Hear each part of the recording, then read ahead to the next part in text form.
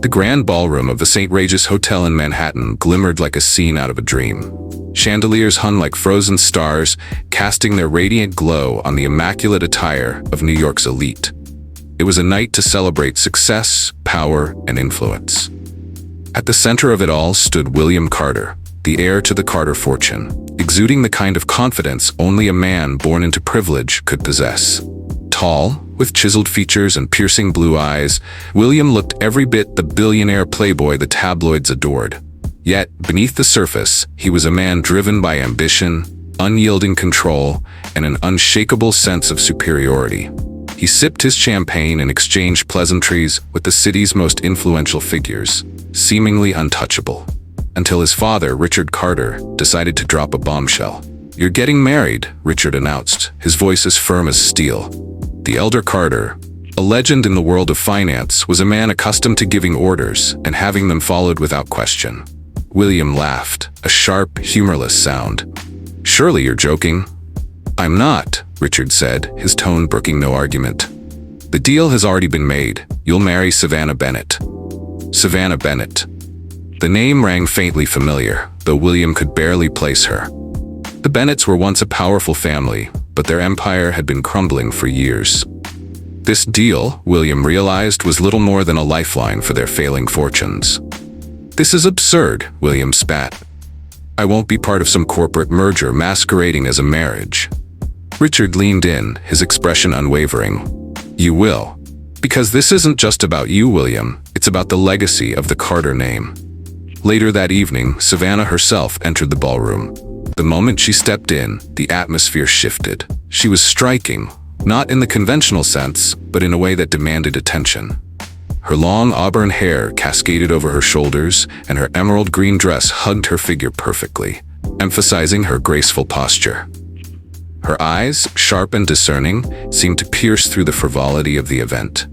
When their eyes met for the first time, William felt a strange, fleeting sense of unease. She wasn't like the other women in his orbit, those who fawned over his wealth and status. Savannah carried herself with a quiet confidence, a strength that didn't need words to be understood. Their formal introduction was tense. William, ever the arrogant cynic, wasted no time laying his cards on the table. "Let me make one thing clear," he said, his voice low but firm. "I don't believe in arranged marriages, and I have no intention of ever loving you. This is a business arrangement, nothing more." Savannah didn't flinch. She tilted her chin upward and met his gaze with an unwavering calm. "Perfect. That'll make it easier for both of us." Her response caught him off guard. For a split second, his polished facade cracked, and a flicker of something, annoyance, intrigue, crossed his face. But he quickly recovered, brushing her off with a dismissive smirk. As the evening wore on, Savannah kept her distance, mingling effortlessly with the guests, while William observed her from afar. There was something infuriating about her composure, her refusal to be fazed by him. And yet, he couldn't look away. By the time the night ended, Savannah left the ballroom with one thought. William Carter might be a powerful man, but I refuse to be intimidated by him. And as William watched her disappear into the night, he couldn't shake the unsettling feeling that Savannah Bennett would be the one thing he couldn't control. The wedding was scheduled for 3 weeks after the announcement, a decision made by their parents to avoid second thoughts and minimize public speculation. The Bennetts needed the Carter name to salvage their dwindling reputation, and the Carters saw this as a calculated expansion of their empire. Savannah stood in the dressing room of the Carter estate, staring at her reflection in the mirror. Her wedding gown was breathtaking, an intricate design of lace and satin that hugged her slender frame, with a train that seemed endless. Yet, despite its beauty, she felt like an actress about to perform a role she hadn't signed up for. Her maid of honor, Claire, adjusted her veil and whispered, "You look stunning." Savannah forced a smile. "Do I look like someone ready to marry a man who despises her?" Claire frowned. "Despises is a strong word. Maybe he just doesn't know how to care for anyone but himself." "That's comforting," Savannah muttered, her voice dripping with sarcasm. Meanwhile, in another room of the estate, William was tying his tie with the precision of a man preparing for battle. His best man, Alex, lounged on a nearby chair, sipping a glass of whiskey. "You look thrilled." Alex said, his voice laced with amusement. William shot him a glare. "This isn't exactly the wedding of my dreams." "Look at it this way," Alex said, shrugging. "You've made worse deals in business. She's smart, beautiful, and won't cause a scandal. It could be worse." "She's a means to an end," William replied coldly, adjusting his cufflinks. But even as he said the words, he couldn't shake the memory of Savannah's calm defiance at their first meeting. She was unlike anyone he'd ever met, an enigma wrapped in elegance. The ceremony itself was a spectacle. Rows of white roses lined the aisle, and the guest list read like a who's who of New York's elite. As Savannah walked down the aisle, her eyes briefly met William's. His expression was unreadable, part irritation, part indifference. Yet, for a fleeting moment, she thought she saw something else, something he quickly masked. The vows were exchanged without emotion. William's voice was steady and detached as he promised to love, honor, and cherish. And Savannah matched his tone, delivering her lines with equal resolve. When the officiant pronounced them husband and wife, their kiss was brief and mechanical, a formality, nothing more. The reception was equally tense. William spent most of the evening engaged in conversations with influential guests, while Savannah played the gracious hostess. They were a picture-perfect couple in the eyes of the world, but beneath the surface, a storm brewed. As the night wound down, Savannah retreated to the balcony for a moment of solitude. The cool night air was a welcome reprieve from the stifling opulence of the ballroom. She gazed out at the glittering skyline, her mind racing with doubts and questions about her future. "You're already escaping?" William's voice broke the silence. He stepped onto the balcony, his hands in his pockets. Savannah didn't turn to face him. Just needed a moment to breathe. "Understandable," he said, leaning against the railing. "This isn't exactly how I imagined my life either." Savannah finally looked at him, her green eyes sharp. "Then why go through with it? You had the power to say no." William held her gaze, his expression unreadable. "Because some battles aren't worth fighting, and some deals are bigger than personal feelings." Savannah laughed bitterly. "Well, at least we're honest about one thing. This isn't a marriage. It's a contract." For a moment, neither of them spoke. The city buzzed below them, a reminder of the world they both had to navigate. Then William said something unexpected. "I may not believe in love, Savannah, but I'll give you my word. I'll never make you regret this arrangement." Savannah tilted her head, studying him. "And I'll hold you to that." As they stood there, two strangers bound by circumstance, an unspoken agreement settled between them. They were partners, if nothing else. And while the road ahead was uncertain, they each silently resolved to emerge stronger from it. The Carter estate was a sprawling masterpiece of architecture, a mansion surrounded by acres of manicured gardens, marble fountains, and hedges sculpted into intricate designs. It looked like the setting of a fairy tale, but for Savannah and William, it was nothing more than a gilded cage. The morning after the wedding, Savannah awoke to sunlight streaming through the grand windows of her new bedroom. It was a room fit for royalty, with silk drapes, a canopy bed, and furniture that looked like it belonged in a museum. Yet, despite its beauty, it felt cold, lonely. A knock on the door interrupted her thoughts. Maria, one of the house staff, entered with a breakfast tray. "Good morning, Mrs. Carter," she said with a warm smile. Mrs. Carter. The title felt foreign, almost like it belonged to someone else. "Thank you, Maria," Savannah replied, sitting up. "And please, call me Savannah." Maria hesitated for a moment, then nodded. "Of course, Savannah." Savannah spent the morning exploring the estate, hoping to find some semblance of peace in her new surroundings. The library, with its towering shelves and endless volumes, became her sanctuary. She ran her fingers along the spines of books, letting the scent of aged paper calm her nerves. For a moment, she could forget the reality of her situation. Meanwhile, William was already immersed in work. His home office was a testament to his personality, sleek, efficient, and devoid of personal touches. He sat at his desk, reviewing reports and responding to emails, trying to bury himself in the familiar world of numbers and strategies. But no amount of work could distract him from the fact that his life had fundamentally changed. At lunch, they sat across from each other in the grand dining room, the table long enough to seat 20 guests. The silence was suffocating, broken only by the clinking of silverware against fine china. Do you always eat in complete silence? Savannah finally asked, setting down her fork. William glanced up, his expression unreadable. I didn't realize small talk was part of the arrangement. Savannah arched an eyebrow. It's not. But we're married now, William. We're going to have to interact at some point. His lips curved into a faint smirk.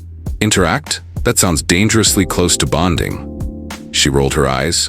Don't worry, I'm not expecting miracles, but maybe we can act like two adults sharing the same space. He leaned back in his chair, studying her. Fair enough. What would you like to talk about? Anything but mergers and acquisitions, she said, her tone dry. To her surprise, he chuckled, a low, genuine sound that momentarily softened his icy demeanor. Noted. Despite the tension, the meal ended with a subtle shift in the air. It wasn't exactly warmth, but it wasn't hostility either. It was a start. That evening, Savannah found herself wandering the gardens. The air was crisp, carrying the scent of blooming roses and freshly cut grass. She paused by the fountain, watching the water cascade under the moonlight. Beautiful, isn't it? William's voice startled her. She turned to see him standing a few feet away, his hands in his pockets. It is, she admitted. I didn't expect you to be the type to appreciate something like this. I'm full of surprises, he said with a hint of sarcasm. He stepped closer, his gaze fixed on the fountain. This estate belonged to my grandfather. He designed the gardens himself. There was a note of pride in his voice, and for the first time Savannah saw a glimpse of the man behind the arrogant facade. She decided to take a chance. Why did you agree to this marriage, William? The real reason. He hesitated, his jaw tightening. Because it was the path of least resistance, he admitted. And because I owe my family more than I owe myself. Savannah nodded, sensing the weight of his words. She didn't push further. Instead, she said, I'm not here to make your life harder. I just want to coexist. William looked at her then, his blue eyes unreadable. We'll see if that's possible. As they stood there, the silence between them felt different this time. Less hostile, more contemplative. Neither of them realized it, but the first cracks were forming in the walls they'd built around their hearts. Savannah's life at the Carter estate settled into an uneasy routine. Days were spent exploring her new world, filled with luxuries she neither asked for nor particularly enjoyed. She found solace in the quiet corners of the mansion, the sunlit library, the peaceful gardens, and even the kitchen, where Maria and the staff welcomed her with warmth that contrasted the coldness of her marriage. William, on the other hand, remained a constant enigma. He was always busy, attending meetings, hosting high-profile dinners, or disappearing into his office for hours on end. When they did interact, their conversations often felt like a careful dance, neither too close nor too distant. Yet there were moments, fleeting but real, when the walls between them seemed to waver. One such moment came unexpectedly during a dinner they were forced to share. The long dining table, designed to accommodate dozens, only emphasized the chasm between them. Savannah broke the silence, her voice light but curious. So William, what do you actually enjoy when you're not running empires or brooding in silence? He looked up from his plate, startled by the question. Enjoy, he repeated, as though the word itself was foreign. Yes, you know, hobbies, passions. She pressed, resting her chin on her hand. For a moment, he said nothing. Then, to her surprise, a faint smile tugged at his lips. I used to play the piano. The piano? Savannah leaned forward, genuinely intrigued. Why don't you anymore? William's expression darkened slightly, and he reached for his glass of wine. Life got in the way. Savannah sensed a deeper story but chose not to push. Instead, she said softly, You should play again. Everyone needs something that's just for them. He didn't respond, but the idea lingered in the air like an unspoken promise. A week later, Savannah discovered a hidden music room while exploring the mansion. It was exquisite, with a grand piano standing proudly in the center, its polished surface reflecting the sunlight streaming through the floor-to-ceiling windows. She ran her fingers lightly over the keys, playing a hesitant note. Later that evening, she mentioned the room to William during another strained dinner. I found the music room today, she said casually.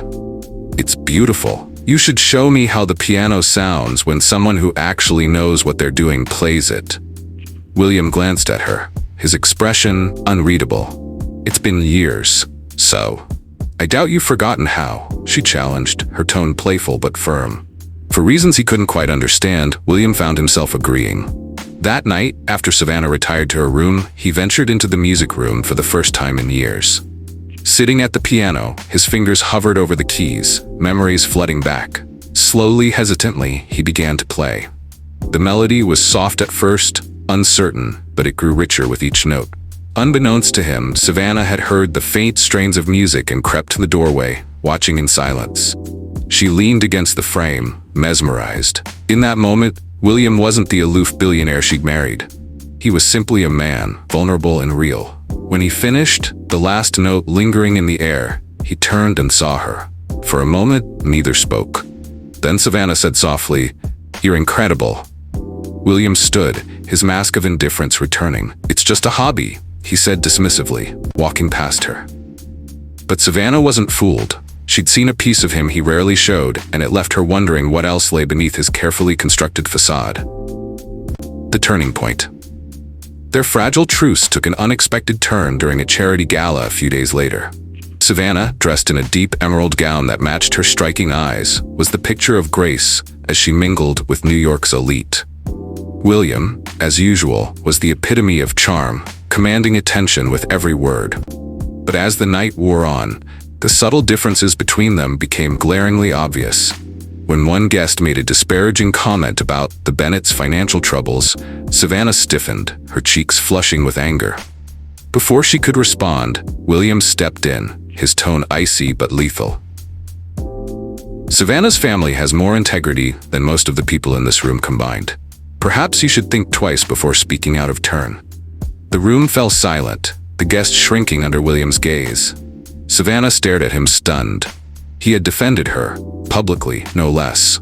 For the rest of the evening, she couldn't shake the memory of his words. Later that night, as they returned to the estate, Savannah stopped William in the hallway. "Thank you," she said simply.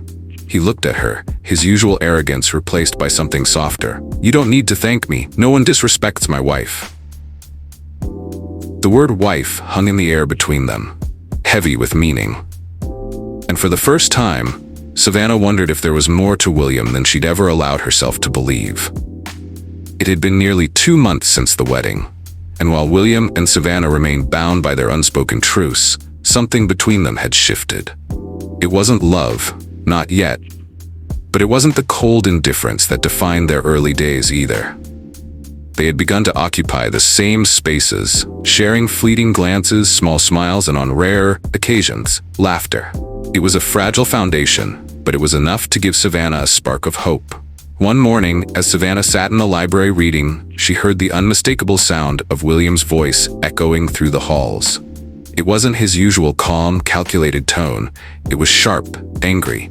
She set her book aside and followed the sound to his office, hesitating just outside the door.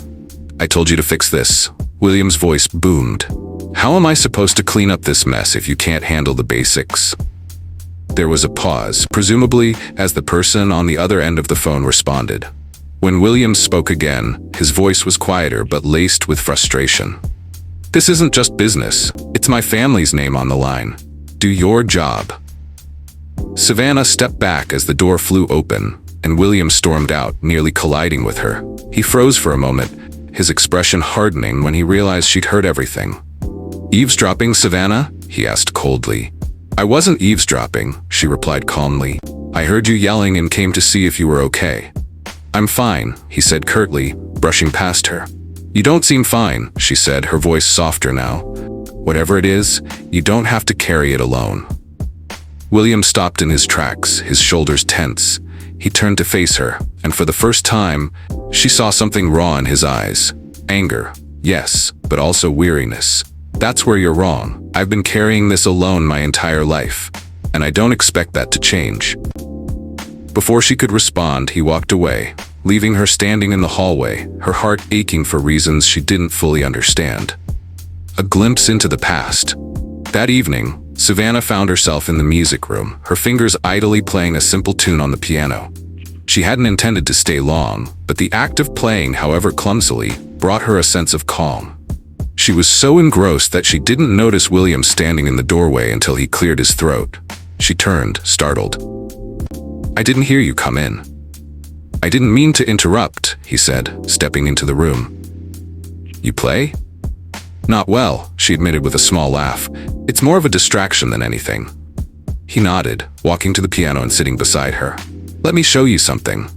Savannah watched as his hands moved gracefully across the keys, filling the room with a melody that was hauntingly beautiful. It was a side of him she hadn't seen before. Vulnerable, unguarded. When he finished, he glanced at her, his expression unreadable. "Who taught you?" she asked softly. "My mother," he said after a pause. She loved music. It was one of the few things we shared before she passed. Savannah's heart ached at the admission.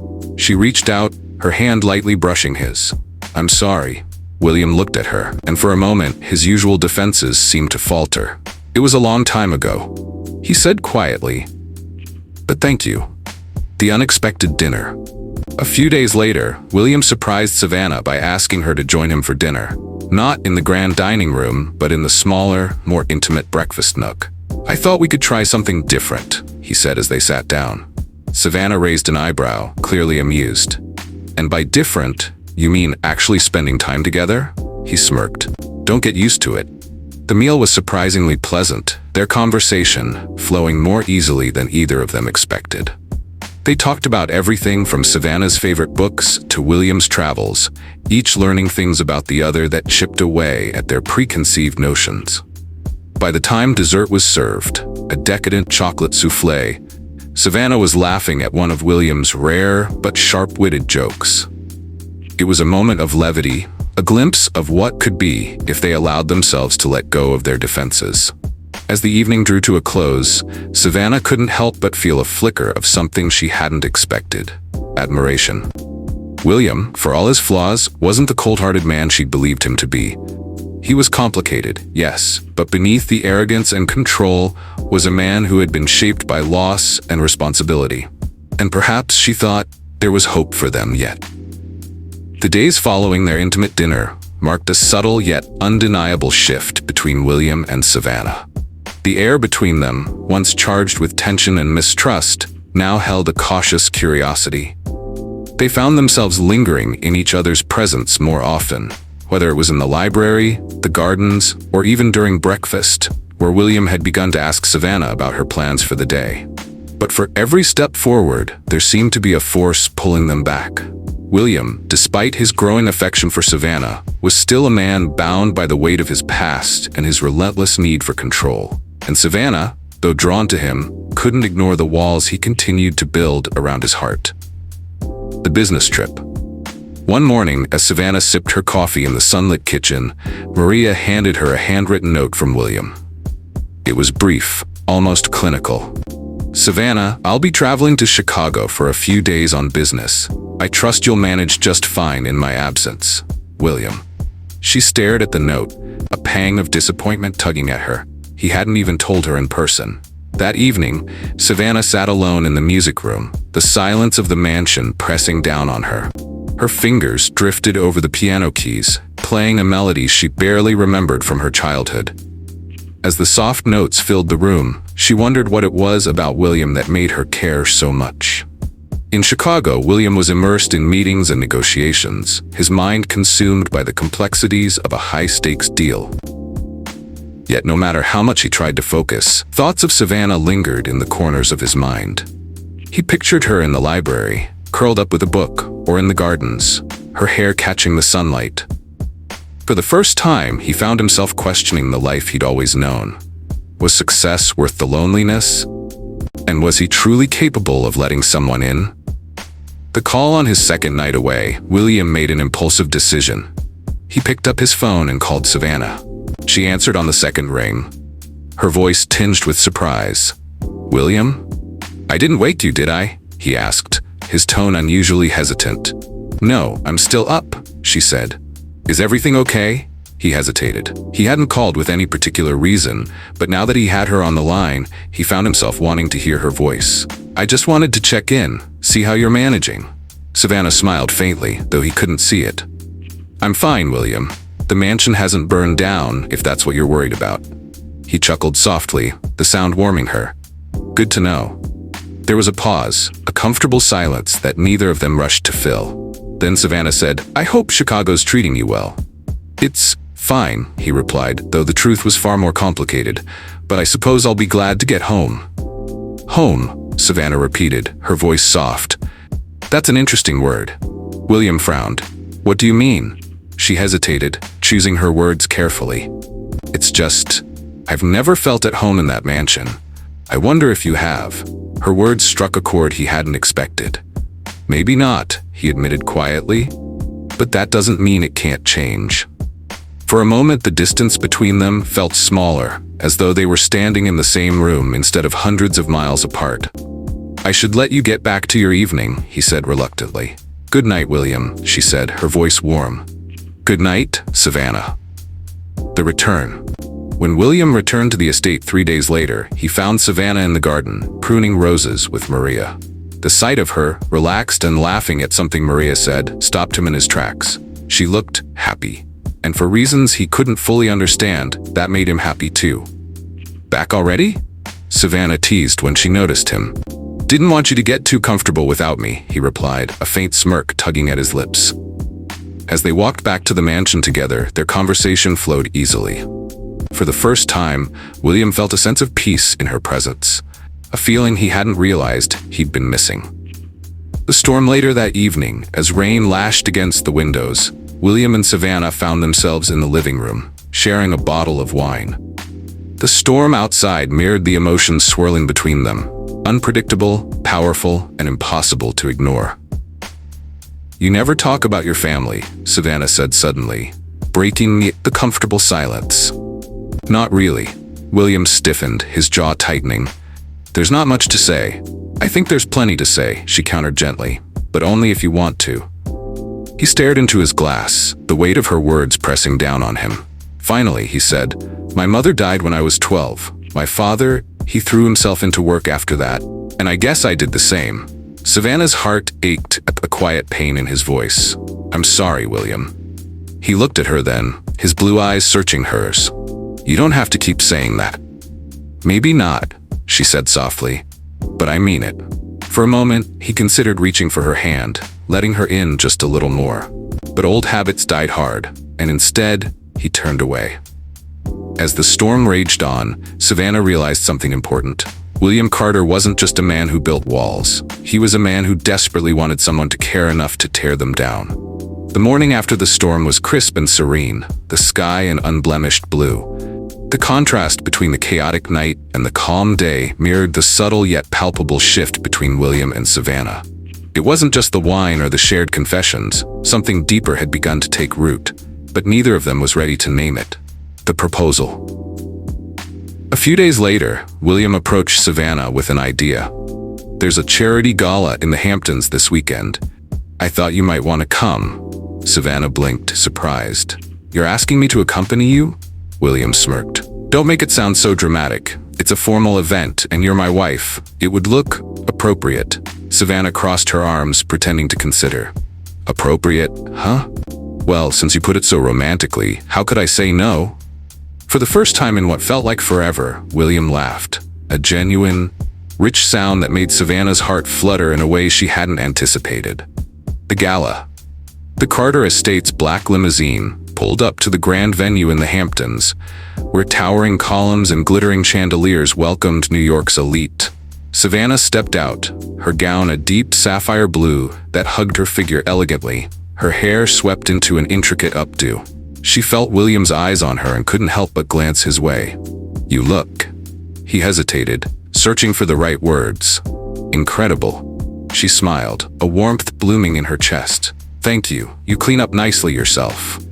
The gala was a whirlwind of introductions, conversations, and champagne. Savannah navigated the crowd with ease, her charm winning over even the most skeptical socialites.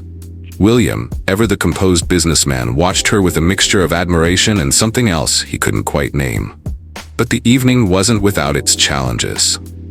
Midway through the night, an older man approached them with a sly smile. "William, I see you've brought your lovely wife." "Savannah, was it?" Savannah extended her hand gracefully. "Yes, that's right." The man ignored her hand, turning back to William. So, how long do you think this little arrangement will last? I hear the Bennetts are in more trouble than we thought."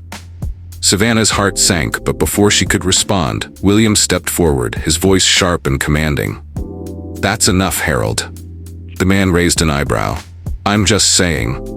"I don't care what you're saying," William interrupted. "My wife is 10 times the person you'll ever be. If you can't see that, you don't belong here." Savannah's breath caught, her emotions swirling between shock and gratitude. William's words weren't just a defense, they were a declaration. As the man walked away, Savannah turned to William. "You didn't have to do that." "Yes, I did," he said simply, his blue eyes locking onto hers. "You're worth defending." A dance to remember. Later in the evening, as the orchestra played a slow waltz, William surprised Savannah again by extending his hand. "Dance with me." Savannah hesitated. "Are you sure? You don't seem like the dancing type." "I'm full of surprises," he said with a small smile. She took his hand, letting him lead her to the dance floor. As they moved together, Savannah couldn't help but notice how effortlessly he guided her, his touch firm yet gentle. For a few moments, the world around them faded, leaving only the music and the warmth of his presence. "I didn't know you could dance," she said softly. "There's a lot you don't know about me," he replied, his voice just as soft. Their eyes met, and for a fleeting moment, it felt as though the walls between them had completely vanished. But just as quickly, the moment passed and they both retreated into their thoughts. The drive home. On the way back to the estate, the car was filled with a comfortable silence. Savannah gazed out the window. The events of the night